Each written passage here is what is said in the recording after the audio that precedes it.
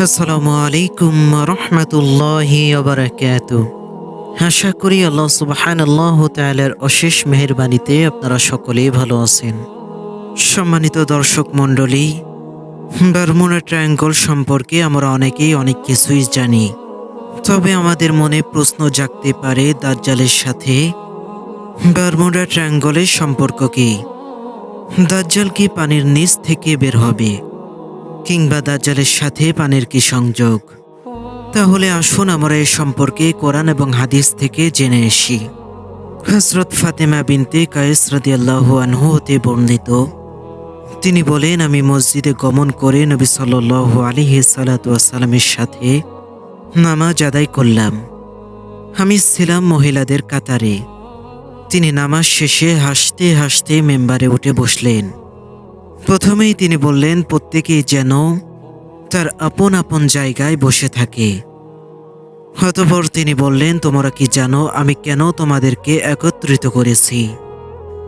তারা বললেন, আল্লাহ এবং তার রাসূল ভালোই জানেন।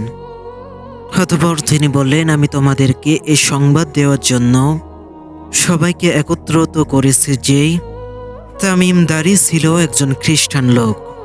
সে আমার কাছে আগমন করে ইসলাম গ্রহণ করেছে। অতঃপর সে মিথ্যুক দাজ্জাল সম্পর্কে এমন ঘটনা বলেছে যা আমি তোমাদের কাছ থেকে বর্ণনা করব।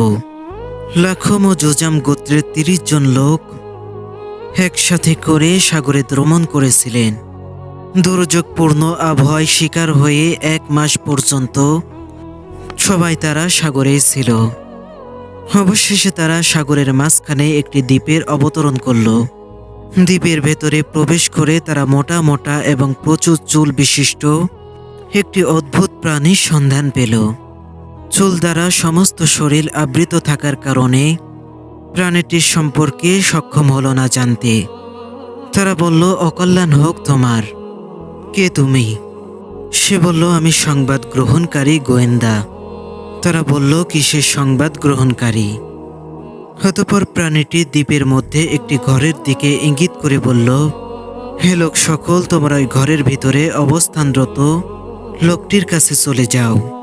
সে তোমাদের কাছ থেকে সংবাদ সংগ্রহ করার জন্যে অধীর আগ্রহে অপেক্ষা করছে। তাই আমরা তার ভয়ে তোমার কাছে দ্রুত আগমন করলাম। হতে পারো তুমি একজন শয়তান। হে ভয় থেকেও আমরা নিরাপদ নয়। সে বলল, তোমরা তোমার বাইসান সম্পর্কে সংবাদ দাও। আমরা তাকে বললাম, বাইসানের কি সম্পর্কে জিজ্ঞাসা করছো? সে বলল, আমি সেখানকার খেজুর বাগান সম্পর্কে জিজ্ঞাসা করছি। সেখানের গাছগুলো এখনো ফল দেয়। আমরা বললাম, হ্যাঁ, এখনো ফল দেয়। সে বলল, সেদিন বেশি দূরে নয় যেদিন গাছগুলোতে কোনো ফল ধরবে না। অতঃপর সে বলল, আমাকে বুহাইরাতুত তাবাবিয়া সম্পর্কে সংবাদ দাও। আমরা তাকে বললাম, বুহাইরাতুত তাবাবিয়া সম্পর্কে কি জিজ্ঞাসা করছো?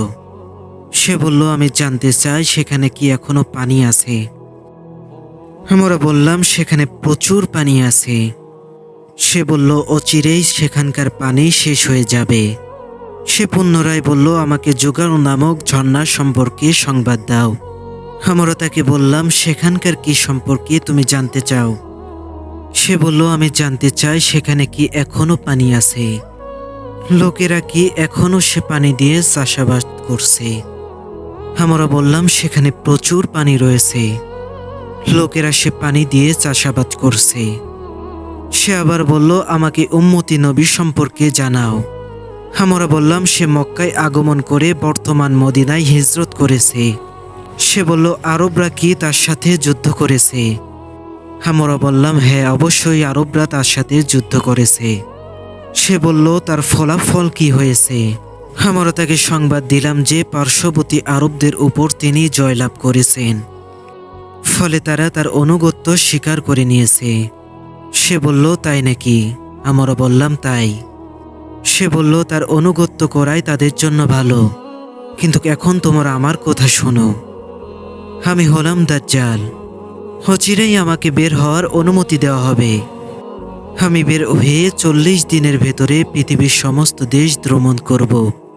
তবে মক্কা মদিনায় প্রবেশ করা আমার জন্য নিষিদ্ধ থাকবে। যখনই আমি মক্কা বা মদিনায় প্রবেশ করতে চাইব, তখনই ফেরেশতাগণ কোষমুক্ত তলোয়ার হাতে নিয়ে আমাকে তাড়া করবে। মক্কা মদিনার প্রতিটি প্রবেশ পথে ফেরেশতাগণ পাহারা দিবে। উল্লেখ্য, উক্ত ঘটনাবলী পূর্ণ হয়ে গেলে দাজ্জাল পৃথিবীতে আগমন ঘটবে। হাদিসের বর্ণনাকারী ফাতিমা রাদিয়াল্লাহু আনহু বলেন, নবী সাল্লাল্লাহু আলাইহি সাল্লাতু ওয়াসসালামের হাতের লাঠি দিয়ে মিম্বারে আঘাত করতে করতে বললেন, এটাই মদিনা, এটাই মদিনা, এটাই মদিনা। অর্থাৎ এখানে দাজ্জাল আসতে পারবে না।